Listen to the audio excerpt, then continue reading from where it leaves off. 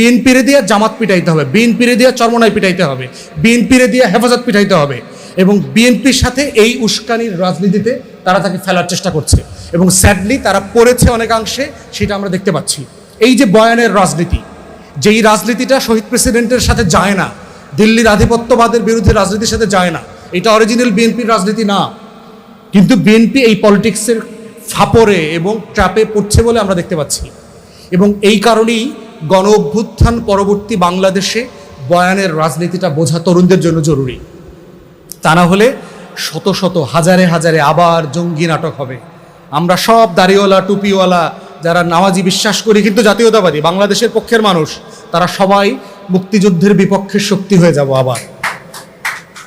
এবং মুক্তিযুদ্ধের বিপক্ষের শক্তি হইলেই আমাকে মিথ্যা মামলা দিয়ে ফাঁসানো যাবে, আমাকে রিমান্ডে নেওয়া যাবে, আমার হাতের পায়ের নখ তুলে নেওয়া যাবে, আমাকে গুম করা যাবে, আমাকে আয়না ঘরে নেওয়া যাবে, আমাদের সব কিছু করা যাবে। আমাদের ব্যাপারে বিভিন্ন গোয়েন্দা সংস্থা আছে না, ডিজিএফআই বিভিন্ন জায়গা থেকে, এনএসআই, এরা বিভিন্ন জায়গায় বলে বেড়ায়, অনেক তো কথা বলে, দেখবো তো নির্বাচনে কেমনে জিতে। চাইলে হারাই দিতে পারবে না? পারবে তো। ইলেকশন ইঞ্জিনিয়ারিং তারা জানে না? তারা বাংলাদেশের পক্ষে যুদ্ধ করতে না পারলেও দিল্লির পক্ষে যুদ্ধ করার অভিজ্ঞতা তো 16 বছর ধরে আছে।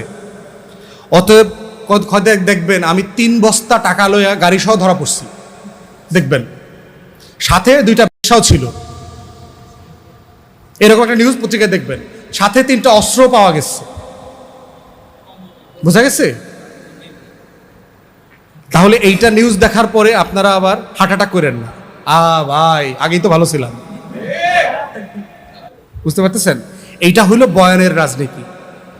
অথবা আমি শেষ করে ফেলতেছি, মানে মোটা দাগে হচ্ছে, আমি যেটা বলবার চেষ্টা করছি, সব কিছুকে সাদা চোখে দেখবেন না। বাংলাদেশে এখনো 111-এর নতুন নাটক মঞ্চস্থ করবার জন্য চেষ্টা করা চলতেছে।